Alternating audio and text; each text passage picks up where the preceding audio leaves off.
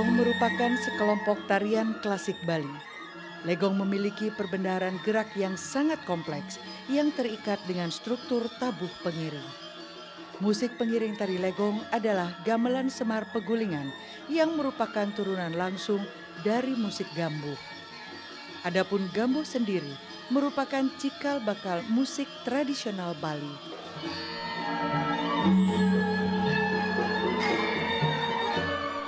Legong dikembangkan di keraton-keraton Bali pada abad ke-19, paruh kedua. Konon, idenya diawali dari seorang pangeran dari Sukawati yang dalam keadaan sakit keras bermimpi melihat dua gadis menari dengan lemah gemulai diiringi oleh gamelan yang indah. Ketika sang pangeran pulih dari sakitnya, mimpinya itu dituangkan dalam repertoar tarian dengan gamelan lengkap. Namun, versi lain mengatakan bahwa tari legong merupakan pengembangan dari tari Sanghyang Dedari.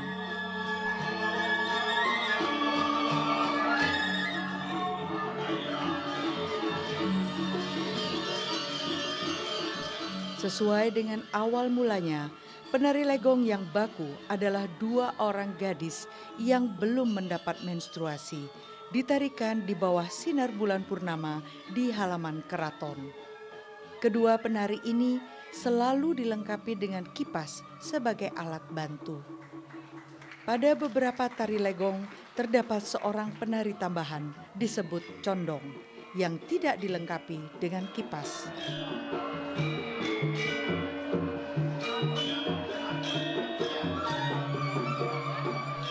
Terdapat sekitar 18 tari legong yang berkembang di Bali, antara lain legong lasem atau legong keraton, legong jobog, legong legot bawe, legong kuntul, legong semaradana, legong sudarsana, legong nandir, legong sanghyang, legong bapang, legong candrakanta, dan kupu-kupu tarung.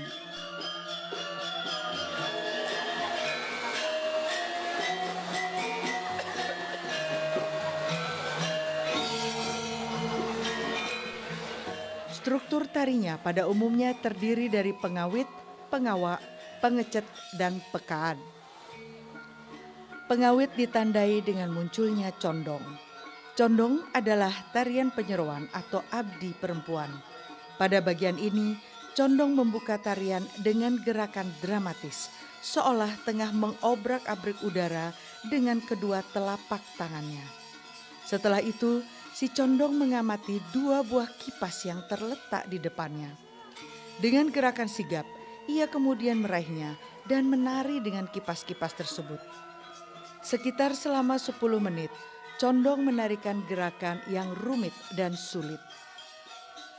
Begitu dua atau lebih penari legong yang menggambarkan para tuan putri muncul, si condong dengan sopan menghormat lalu meminta diri untuk meninggalkan arena.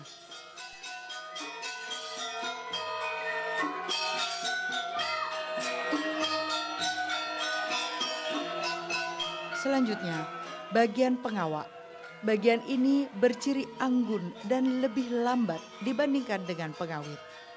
Kedua penari putri bergerak dengan pola simetris yang elegan. Dalam pertunjukan klasik yang lengkap, tarian ini bisa dilakukan selama 20 menit.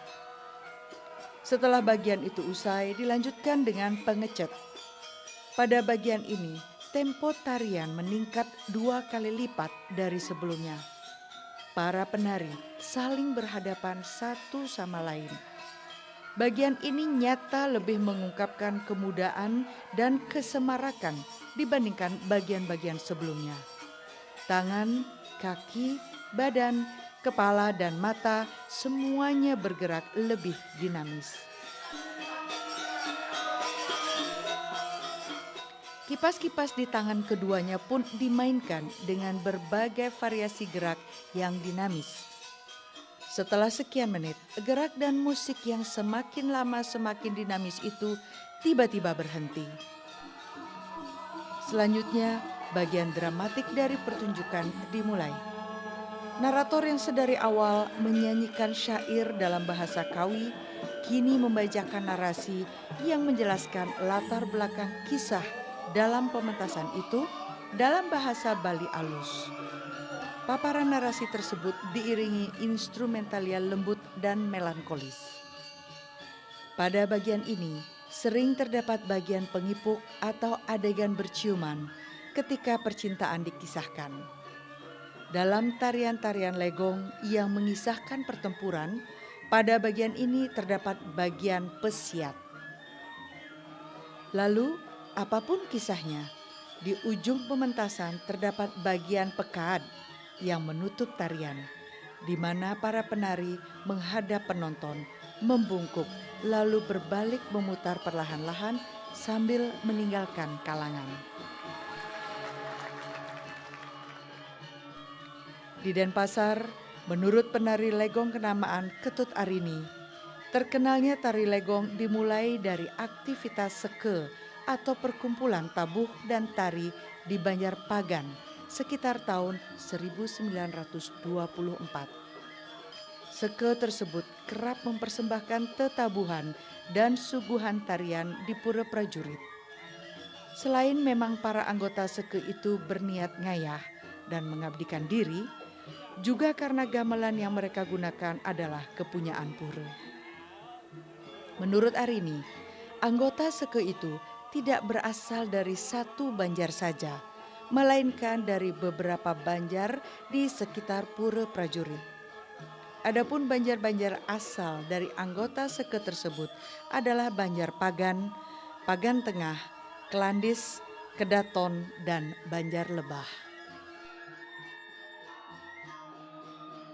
Sejarah legong yang saya dengar dari ayah sendiri, mereka mempunyai kumpulan di Pagan, di pura prajurit, gamelan, kepunyaan pura.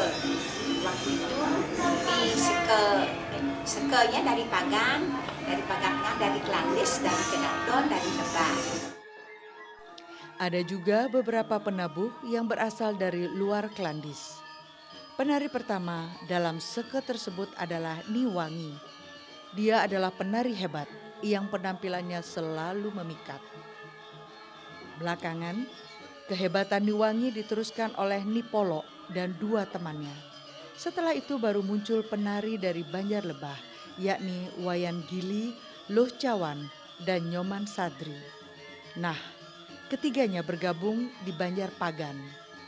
Tarian yang kerap dipentaskan saat itu adalah garapan-garapan Nyoman Kaler, seperti tari person dan tari semirate. Jadi beberapa penabuhnya datang dari luar daripada Kelandis.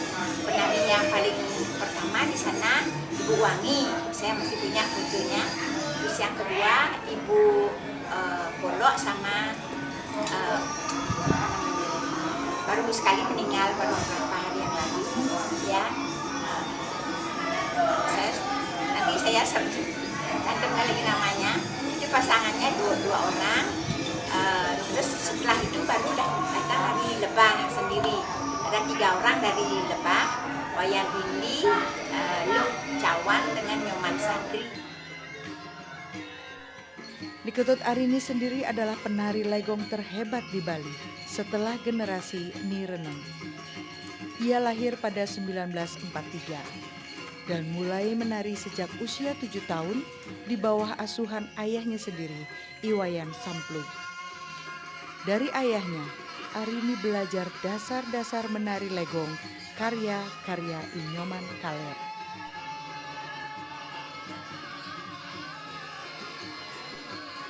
Setelah menguasai seluruh pelajaran dari ayahnya sendiri, pada tahun 1958, Arini memperdalam pengetahuan dan keterampilannya menari dengan belajar pada beberapa guru, antara lain Pak Nindi, Jero Made, dan Made Kaler.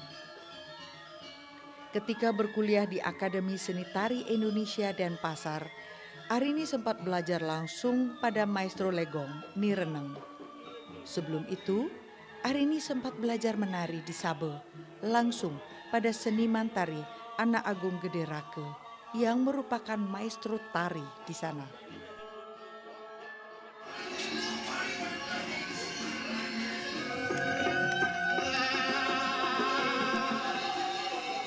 Saat ini di Denpasar terdapat puluhan sanggar tari yang bisa mengajarkan tari legong kepada murid-muridnya. Tetapi gaya tari legong tersebut nyaris seragam. Tidak ada ciri khas yang membedakan perguruan satu dengan perguruan lainnya. Militansi anak-anak untuk belajar menari legong secara mendalam juga sangat menurun dibandingkan dengan yang dimiliki oleh anak-anak yang belajar menari pada masa lalu. Kini anak-anak mudah bosan dan sulit menjiwai karena mereka belajar dengan iringan musik elektronik. Kalau guru dulu memang dia caranya mengajar sudah khas begitu. Kalau harus didorong tangannya, harus ditahan, harus semua pentangan tundurnya mau isi sabuk dengan dan sebagainya.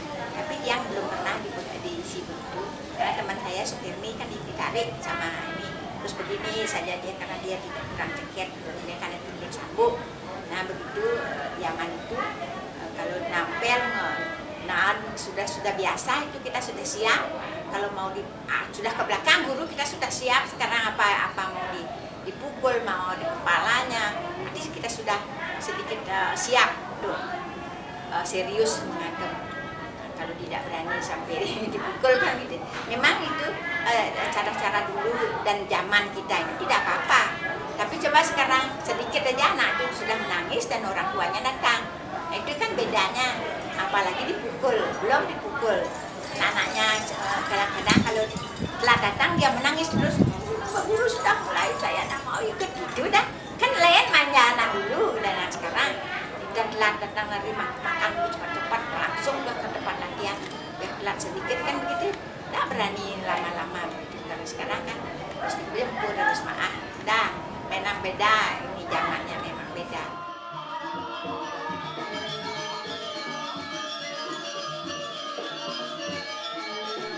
Begitulah kondisi legong saat ini di kota Denpasar. Memang belum sampai pada taraf mengkhawatirkan. Namun, betapapun pemerintah perlu mencermati beberapa hal, mencari inovasi, langkah pengembangan tari legong, agar tari legong Denpasar semakin bersinar di masa depan.